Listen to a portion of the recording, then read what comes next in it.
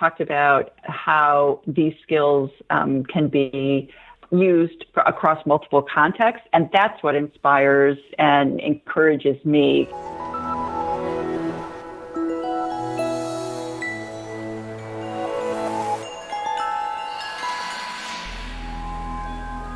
Welcome back to the Faculty Factory podcast, friends. This is Kim Skorupski, the Associate Dean for Faculty Development at the Johns Hopkins Office of Faculty Development. And on today's episode, I'm so happy that we have Dr. Elaine Schulte.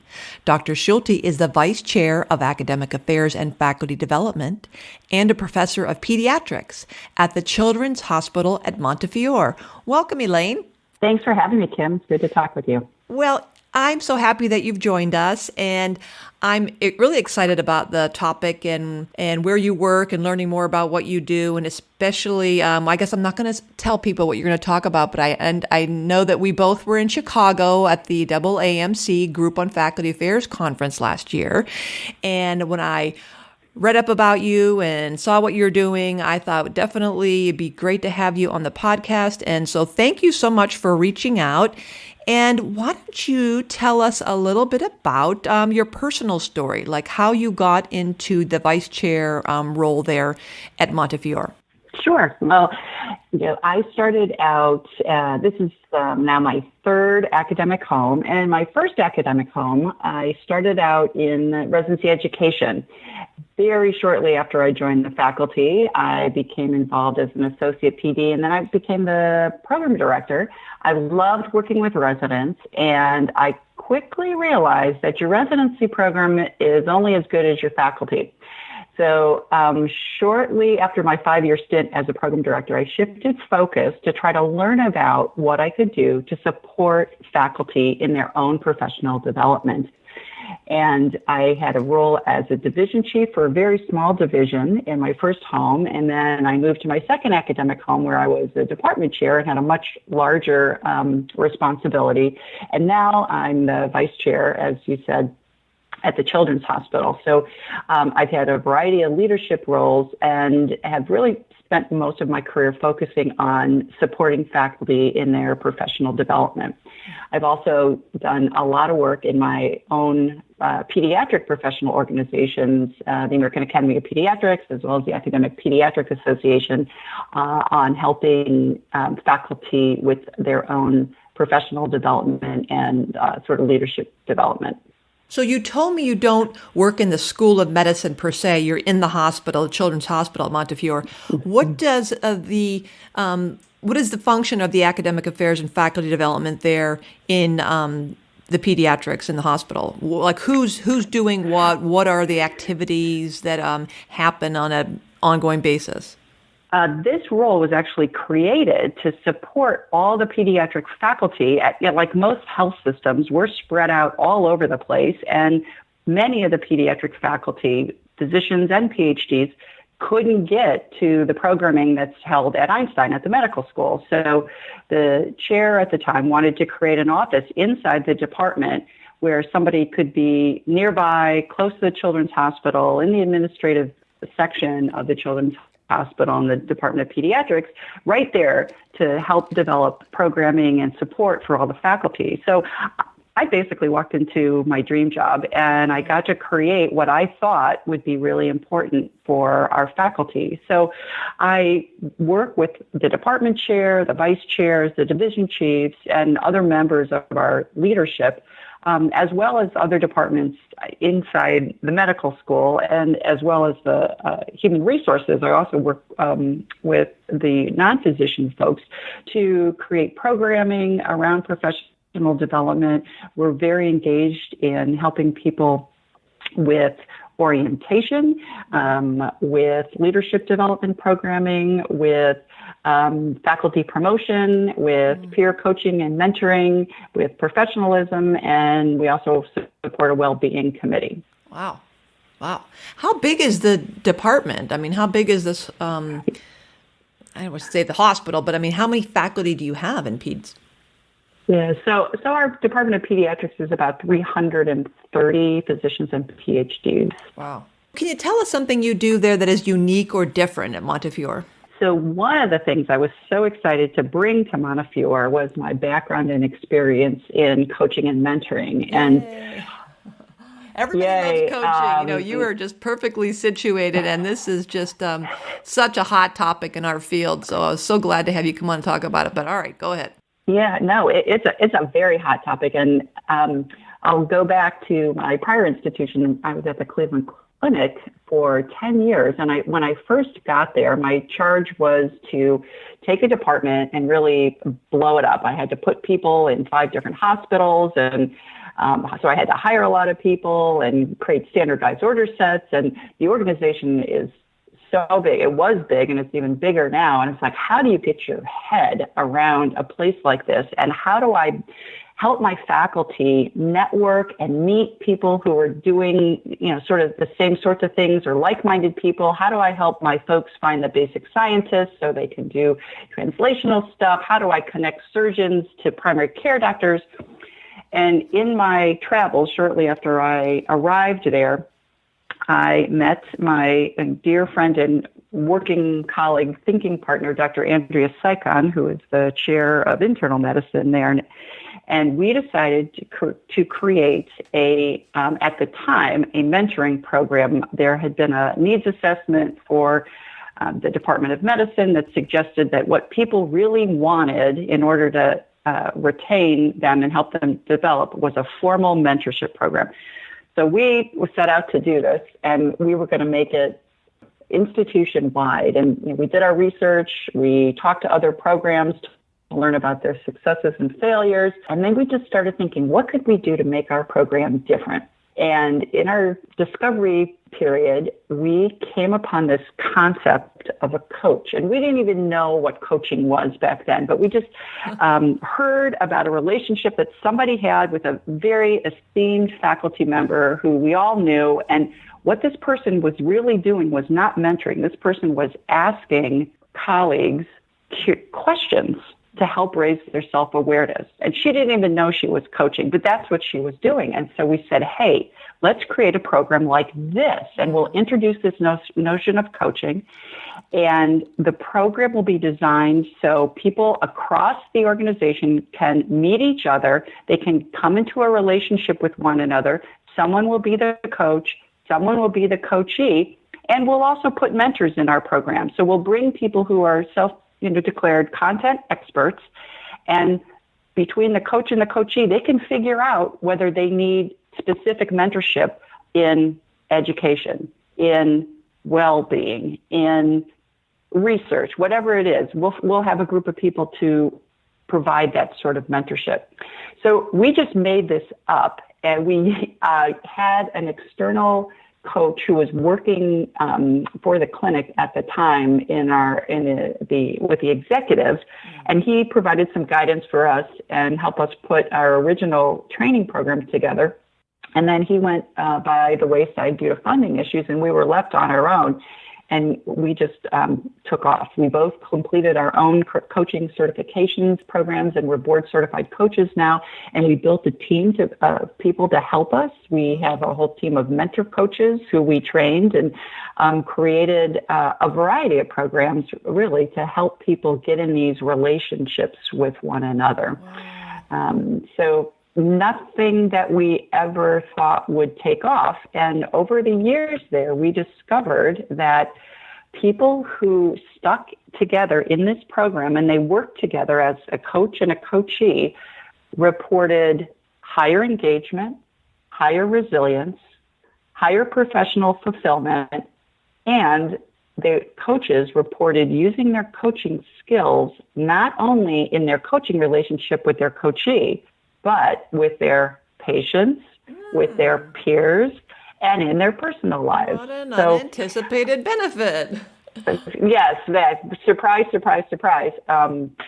Yet we're just so happy that it worked and it stuck. And in our early program design, we thought really carefully about some of the critical success factors that are required to make a program. You can't send somebody to be coached or to be mentored. They have to want to go. So it's voluntary. You have to have a structure around the program. You have to train people. So, we don't train people to become coaches.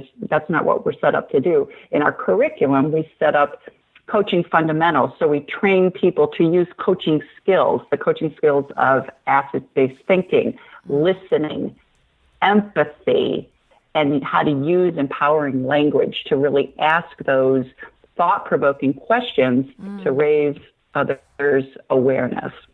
This is just, I love this stuff, and I'm admitting that I want to learn more about it, but it seems like a lot. And I wonder, is coaching probably geared more naturally to people who are more like in psychology or have the social work kind of a background, or is this can somebody who doesn't come from this kind of a background or naturally have that kind of demeanor or character, can we learn these things? I mean, because when you said thought-provoking questions, I guess it probably comes naturally for scientists because we're all trained to think critically and follow trails to discovery.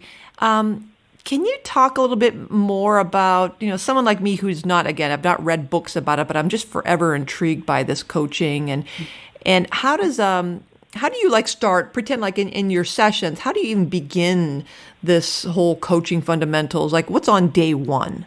Yeah. So you raised so many great points. And one point that I definitely want to address is it's really hard to teach these skills to physicians and scientists. We are naturally curious people. We are always trying to solve, the problem, fix something, ask why. And those questions are all for our own benefit. So when you work with physicians, scientists, and you want to teach them coaching skills, they have a major roadblock. Many of them do, at least, because they want to ask the questions for themselves. But when they're, in the coaching role, the questions aren't for themselves. Yes, sometimes we always say, yes, sometimes you need a little bit of background to understand and know the person, but the questions that you're asking aren't for your purpose. They're for the other person's purpose. So that's why you have to listen really carefully. You have to use empathy. You have to use empowering language. So we always tell people when we start with this training, okay, right now you all think that this is kind of fluff and you think these are soft skills. And we're going to tell you right now that you are living in the unconsciously incompetent world. And by, halfway through this training, we're going to immerse you into being consciously incompetent. And it's going to feel really awful and you're going to feel uncomfortable and you're not going to like it. But we promise by the end of the training, some of our trainings are a day, some days are 2 days, some trainings are 4 days. By the end of the training, we promise we're going to get you on the road to conscious competence. Oh and my gosh, it's I love just that. So funny. Unconscious, incompetent world. That must be, you just have to be rocking people's worlds because it's a mind-blowing, humbling experience to be told you're going to get unconscious incompetence and to be settling into that or acknowledging or recognizing that you're right. Because I took a course on mediation and I was so furious with myself that I couldn't get it. But what you just said, Elaine, is exactly right.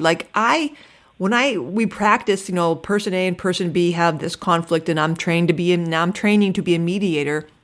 And my instinct was to say, well, what'd you do? What did you say? Who said what? Well, why'd you do this? And how about just fix that? And come on, get this together. This is ridiculous. I think you should just blah, blah, blah, blah. And my head almost exploded the whole week because I was so frustrated by that purposeful, as you're saying, it's not about you, Kim. This isn't about you figuring out what happened and what went wrong. The goal in mediation is for them to have a transformational experience and they have to come to terms. And it was so hard for me because as you said, I was like thinking, hello, it's so obvious what you need to do. And so I'm sure with the coaching, as you were talking, it just made me think of the same thing. Oh my gosh, I would have gone nuts in that first class with you, because you're so right that, it's not about you and your problem. It's not for you to figure out what they should do in their life or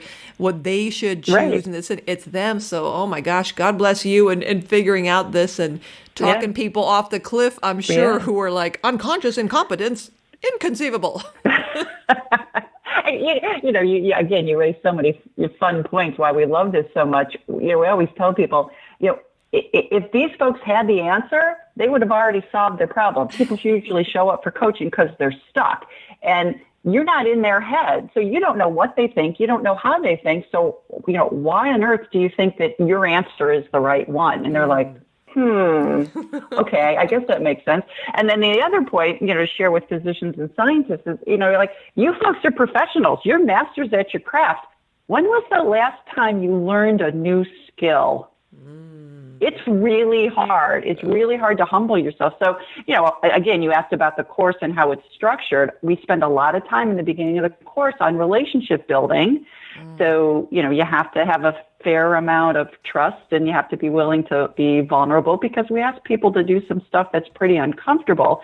Back to your question about, folks in mental health, those folks usually have a little more proclivity when they come in, and we like to have those folks in our course because they bring a different perspective. Practicing mental health, and actually sometimes primary care doctors do a lot of motivational interviewing, which is similar. This is slightly nuanced, and we'd love to have those folks in the training, because they do bring a different sensitivity and approach, and we learn a lot from them too. So it's fun. You are clearly excited about it, and I could just feel your passion. And I'm sure people, after they get over the trauma, someone like me after day one, I'm sure they just love this. Yes, people report feeling traumatized, and in our courses that go beyond a day, we assign homework in the evening, which is usually go home and try one of these skills out with somebody you live with or somebody you see or talk to, and people come back the next morning and just report out that, well, my partner was like, where were you today? Or like, who are you? Like, why are you talking like this? So it's not a way that we typically interact with people. No. At least in some of the training. And in academic medicine, I'm sure the additional challenge is always this, go, go, go, hurry up, hurry up, hurry up. In my, I'm an off the charts extrovert, as you and I were just talking before we started recording here, and I talk to think. So I just throw out a bunch of words and keep pound words and hope that something interesting comes out. I like to be just as surprised by what comes out of my mouth as everyone else. And so this talking and always talking over each other and interrupting each other, to me, it's always reflective of this pace in academic medicine that we don't have time to sit around and bandy about these concepts. My other friend, colleague, Dr. Rachel Levine, is a general medicine practitioner, and she's our associate dean for faculty development and education. And it's funny, she schedules in her calendar every week thinking time. She calls it deep thinking.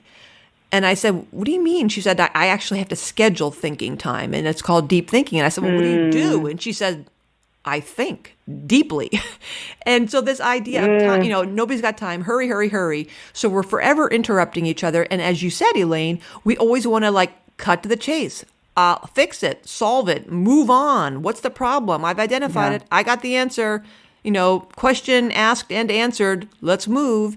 And so this is such, this coaching you're doing with your mentors and mentees must be the added benefit is that you're providing a space for people to just pause and slow down and not be in such a yank to fly through and consider there may be other lenses or frames through which we can explore things. And our tendency to always hurry up and fix things certainly leads us into problems with people like me with a big mouth. And perhaps we're not exploring all possibilities because we're always hurrying. So I think another beautiful thing about what you're doing, Elaine, is this consciously slowing down and reminding ourselves and being thoughtful is another way of slowing down that monkey brain, that lizard brain of hurry, stopping the chatter. Yeah. Oh, you are absolutely right on so many points. People don't understand why it takes a full day or 2 days to go through the training, and it's because you have to take the time to slow down. And when we have folks practicing these skills, number one, they're given the space to do that with support, and number two, not only are they practicing skills, they practice with each other. So somebody practices coaching and the other person is the coachee, and they're using like real life examples of things that are going on in their lives. And one of the outcomes, and we know this because we've done this for so long, is people are like, oh my God, I don't think anybody's ever listened to me for 20 minutes or 30 minutes or however long our practice sessions are, and how good that feels. Yes. To be listened to and heard. And we know in medicine right now, this is exactly what people are dying for. They just want to be heard, they want to be understood, and they want to feel valued. And that's what some of these skills, particularly the listening skills and the use of empathy, that's what it provides for people. And they really, really like it. And, administrators sort of bristle at a full day training, or you're going to take these folks offline for 2 days. Do you need a full 2 days? And our participants typically say, yeah, you really, really do. And, then they go back to their work lives and they use these skills and, they say, oh my God, I have to spend a half an hour talking to somebody. And we're like, yeah. And what happens when you go into a patient room and you ask, instead of anything else before you leave, what other questions do you have? Guess what?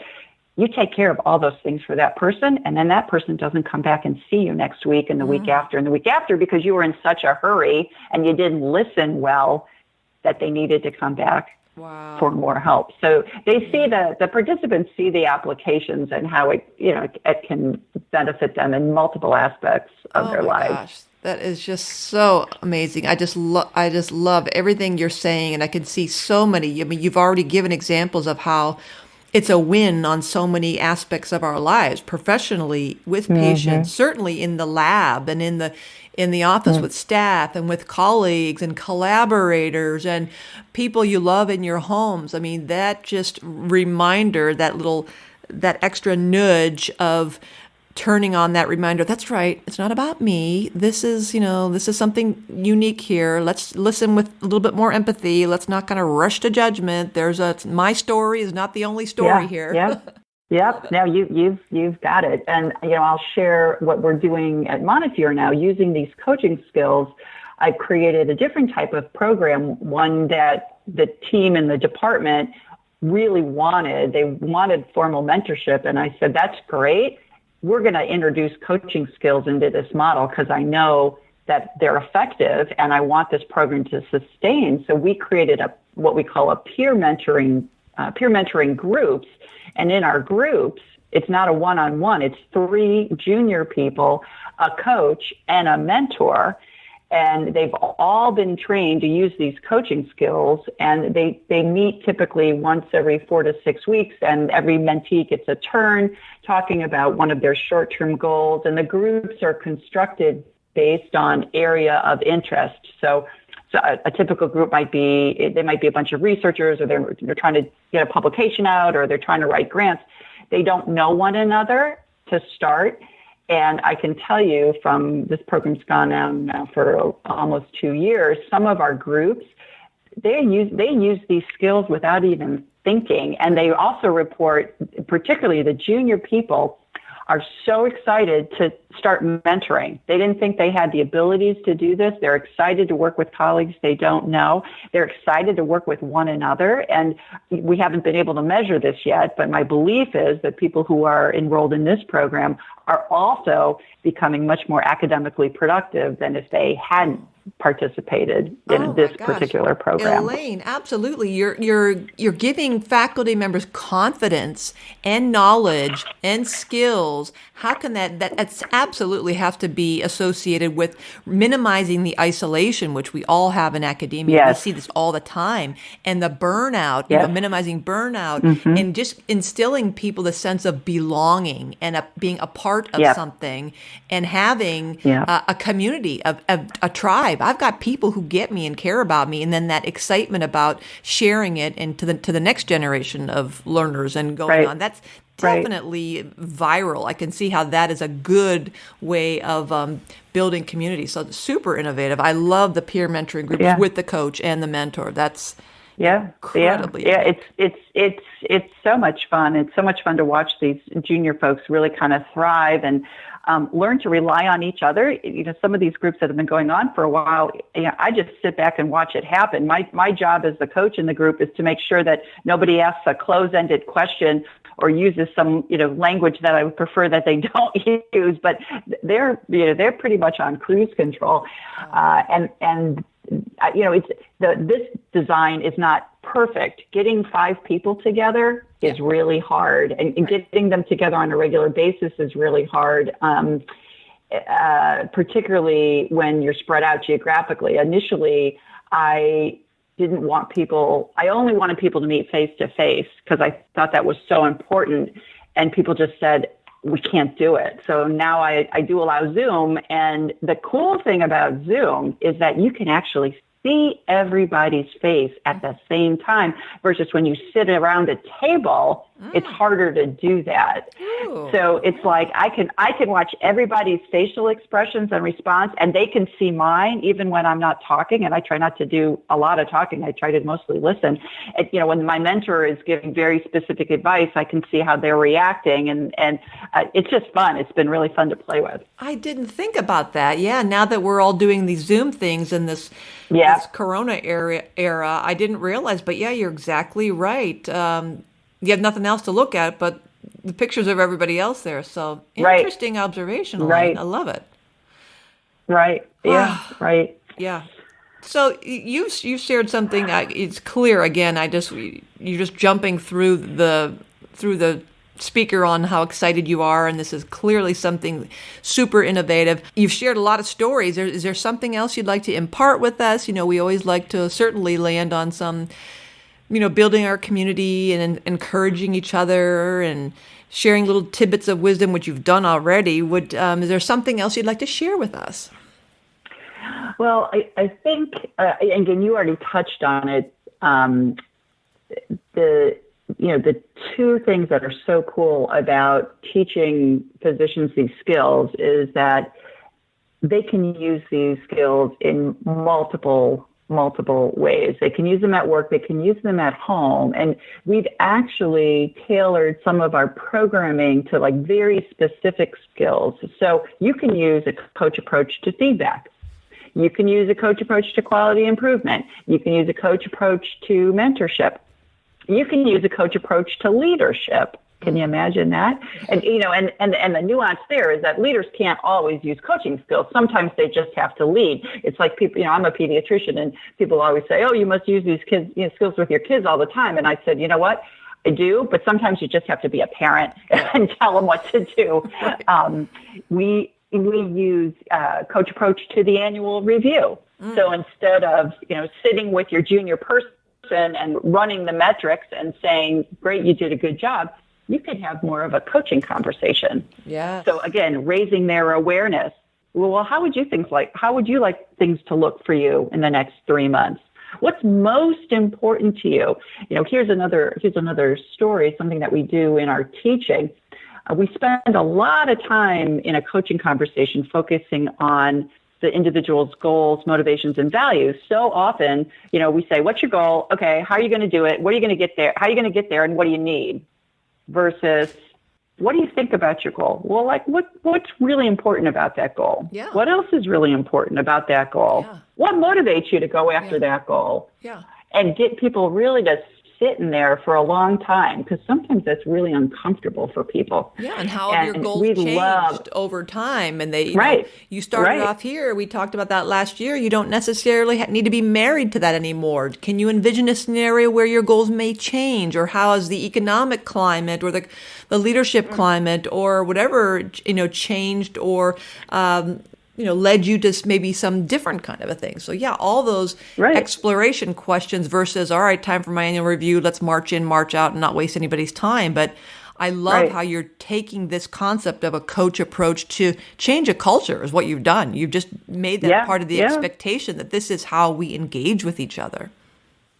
Yeah. No, we would love to see, folks, grasp a coaching culture. We know there's a lot of coaching that's going on in the medical school space. Some of it's performance coaching, some of it's academic coaching, some of it's life coaching. And I think, for medical students, residents and fellows, and even junior faculty who are still trying to figure out who they are and what they're supposed to be doing, all this professional identity stuff. Right. There's lots of opportunity for applications there as well. And I think, I care a lot about my senior faculty too, who, maybe nobody's ever really had a transition conversation with them. And maybe they've never really thought about what life might be like if they didn't come to work every day, because that's all they've done for 45 years.